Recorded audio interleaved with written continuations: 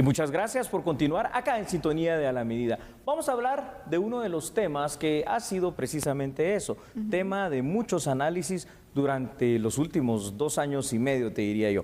Número uno, para ir aclarando algunas situaciones, el máximo tribunal que existe en Guatemala se llama la Corte Suprema de Justicia, y es que por eso es su nombre de Suprema. Ahora hay una situación, el máximo tribunal en un solo orden específico, que es la defensa de la Constitución, es la Corte de Constitucionalidad, pero no constituye ningún poder de Estado, aunque lamentablemente en los últimos años ha tomado un papel protagónico negativo en ese sentido. Hoy, te digo, Sandy, empezó un proceso que de verdad me sorprende. El proceso de transición entre los actuales magistrados con los, en teoría, nuevos magistrados, porque recuérdate que hay 3 titulares que han sido ya reelectos, ¿no? Exactamente, Julio. Inicia este proceso de transición, recordemos que vamos en la cuenta regresiva para que se dé el cambio de la Corte de Constitucionalidad, bueno, en varios casos que magistrados ya no van a continuar, pero que también se da este proceso en medio de una incertidumbre, porque recordemos que hay todavía 2 solicitudes de antejuicio en contra de 2 magistrados de la CC, los magistrados actuales, digamos, que van a tomar posesión. Hoy la pregunta ¿es esto una buena señal o simple y sencillamente es una especie de cortina de humo antes de que la propia CC resuelva que debería de hacerlo ya? Yo creo que esto debería de conocerlo de manera urgente, sabiendo ellos como magistrados constitucionales que el próximo 14 de abril deben de entregar el mandato y entregar el poder y asumir hasta los que fueron reelectos, pero esto debe ser así porque son plazos constitucionales, es decir, plazos máximos y perentorios. Por eso me parece muy raro, de verdad, Sandy, qué bueno que lo mencionaste, muy raro que en ocasiones los amparos, la CC actual los ha resuelto en horas. Y hoy ya llevamos tanto tiempo y el 14 de abril cada vez está más cerca y no entiendo por qué todavía no se entran a conocer y a resolver. Y mira, aparte de estos amparos, también recordemos que está pendiente que el Congreso de la República forme la comisión pesquisidora para evaluar si es viable o no retirar la inmunidad entonces a estos 2 magistrados, porque de hecho esta semana no dio tiempo. La otra semana se espera que en la agenda parlamentaria se conozca la integración de esta comisión pesquisidora que se hace de una forma pues de sorteo y que pueda iniciar el trabajo. ¿Cuánto tiempo puede llevar? Las comisiones pesquisidoras anteriores, Julio, meses, ¿no? Ha llevado pues varios meses, por lo menos 2 meses, por lo menos. Y no es que nos falten 2 meses, ni siquiera 1 mes falta para que llegue esa fecha para el cambio de la Corte de Constitucionalidad. Correcto, Santi. Antes de ver los datos, una cosa que sí es cierta. Esta ha sido una de las Cortes de Constitucionalidad que más ha dado que hablar en esta historia de la existencia de este Tribunal Constitucional en función de esos fallos polémicos en la mayor parte de ocasiones, al menos en los últimos años. Vamos con datos. Vamos. Pues ahí los tiene usted ya en pantalla. Los primeros datos para el análisis de este tema. Es buena señal, aparentemente, ¿verdad?, que hoy se haya iniciado el proceso de transición hacia los, entre comillas, nuevos magistrados electos por parte de la actual Corte de Constitucionalidad. Esto denota la voluntad política, al menos aparente, que puede existir para que los nuevos magistrados titulares y suplentes conozcan la situación en la que teóricamente también recibirán su magistratura.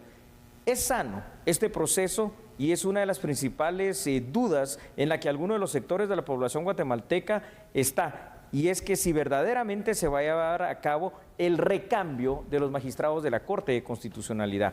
La importancia de la labor propia del máximo Tribunal Constitucional radica en eso, en la defensa de la Constitución. Y la duda es una duda razonable, no porque así lo digamos en derecho, sino porque simple y sencillamente el antecedente, que es un antecedente nefasto, el hecho de que por una resolución de la misma Corte de Constitucionalidad que altera lo que dice la Constitución y que altera lo que dice la ley de comisiones de postulación, no hayan tomado posesión. Ahora ya estamos más cerca de los 17 meses, la anterior Corte Suprema de Justicia y los magistrados de sala.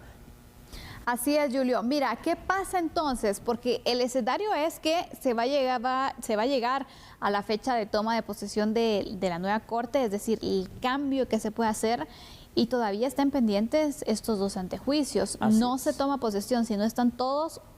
¿Cuál sería el caso en este? A ver, aquí hay 2 cosas que van a marcar esta situación.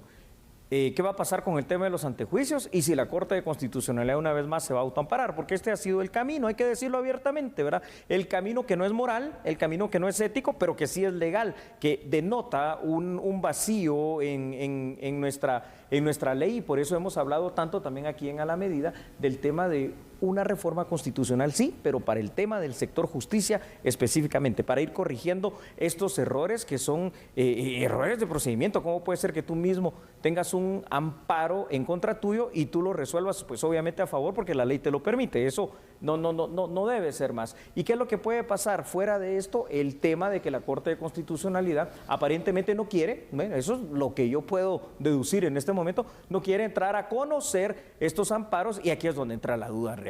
Porque si no quiere entrarlos a conocer ahora y resolverlos, sí o no, para saber qué es lo que va a pasar, seguramente será ya a pocos días o a pocas horas o un día antes de que se dé este recambio, y lo que va a pasar es de que no va a haber un recambio. Y lo malo, Sandy, y esto es ilegal, arbitrariamente inconstitucional, el permanecer en el cargo, entonces sería eso, tal vez tratar de ver cómo se perpetúan en esa magistratura. Julio, qué difícil la situación, porque aquí vamos a ver, son 5 entonces, pues titulares y 5 suplentes, sí. 5 diferentes organismos e entidades también que pues eligen a su titular y su suplente. Nos has explicado entonces los 3 poderes del Estado que tienen el derecho de poder asignar a su titular y suplente. De manera inapelable. Exacto, no se puede apelar ante la decisión que se hace, pero 2 sí.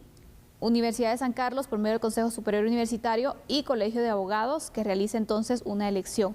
Mira cómo es. Porque solo estos 2 entes se pueden apelar y se pueden impugnar las decisiones, es que estamos viendo esta situación. Sí, Sandy. Si no, imagínate todos con antejuicio. No, ninguno va a quedar bien hasta que no lleguen los que los grupos y sectores de poder quieren que lleguen como jueces y magistrados. Debería respetarse, Julio, la decisión, porque, por ejemplo, el Colegio de Abogados y Notarios hizo pues varias rondas, ¿no? Hizo plenaria. Una elección. Fueron varios los que llegaron a dar su voto o su apoyo hasta a cierto candidato. Entonces, de esta forma es que se eligió a titular y a suplente. Sí. El Consejo Superior Universitario se reunió y tras varias rondas, pues al final ellos decidieron elegir a su titular y a su suplente. Correcto. Y recuerda que son como 40 y pico de miembros del Consejo Superior Universitario. Entonces, al final debería respetarse ese tipo de decisiones. ¿O qué piensas tú? No, Sandy, es que parece ilógico, por eso abogo precisamente por esa reforma constitucional en el ámbito del sistema de justicia, porque no puede ser que la elección más democrática, entre comillas, de estos,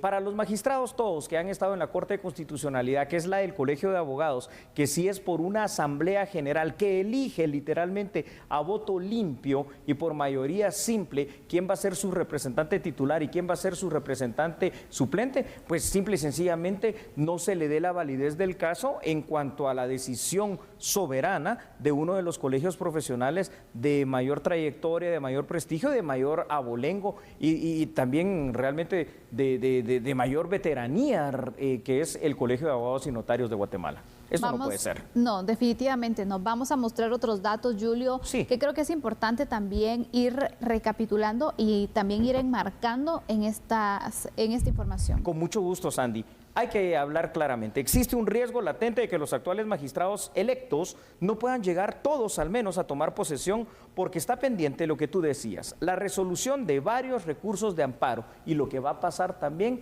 con que si se les quita o no el derecho a antejuicio a 2 magistrados. Importante será el papel de la Corte de Constitucionalidad saliente para el conocimiento y resolución urgente de estos amparos antes del 14 de abril, que es lo que parece que no quiere iniciar nunca. El plazo constitucional para el cual fueron electos los magistrados de la Corte de Constitucionalidad inicia el 14 de abril del 2021 y finaliza el 13 de abril del 2026. Independientemente, Sandy, de que algunos de los magistrados que ya fueron electos o designados no sean del agrado de ciertos sectores, o sí lo sean, lo que debe hacerse es respetar su investidura y darles la posesión del cargo. Lo que debemos de pensar entonces es, repito por enésima vez, no solo en esta emisión de A la Medida, sino que ya varias veces, pensar en una reforma constitucional en la parte del sector justicia. Las comisiones de postulación ya vimos que no es la mejor de las formas de elección. Estos sistemas de elección de cortes tampoco lo son, ni mucho menos estamos garantizados de que lleguen las mejores personas y mejores profesionales, honestos, probos y honrados, a ocupar las judicaturas y las altas magistraturas. Así que algo tenemos que hacer, cambiar. Un poco cuesta arriba tiene esta situación. Muy complicado, la verdad, la Corte de Constitucionalidad, poderse integrar, poder entonces hacer lo que la Constitución mandata, que es su integración. Así es. Ojalá que pronto, antes de llegar a la fecha de la toma de posesión de la juramentación, se pueda ya aclarar la situación, resolver cualquier tipo de recurso que exista y que se dé pues ese voto de confianza, ¿no? Que al final en eso vamos. Si después vemos que la situación no está funcionando, que no es lo que se esperaba, que se siguen teniendo pues ciertos fallos, que bueno, ya es un antecedente también que se va dejando, ¿no? Fallos de orden político y no jurídico. Está la fiscalización y están las peticiones también para poder cambiar la Corte, Claro ¿no? que que se sí. puede hacer en ese caso. Sí. Pero de momento es necesario que se dé certeza jurídica al país y creo que ahí estamos fallando. Gran conclusión. Vamos entonces a la pausa y no cambie porque regresamos con la información aquí en A la Medida.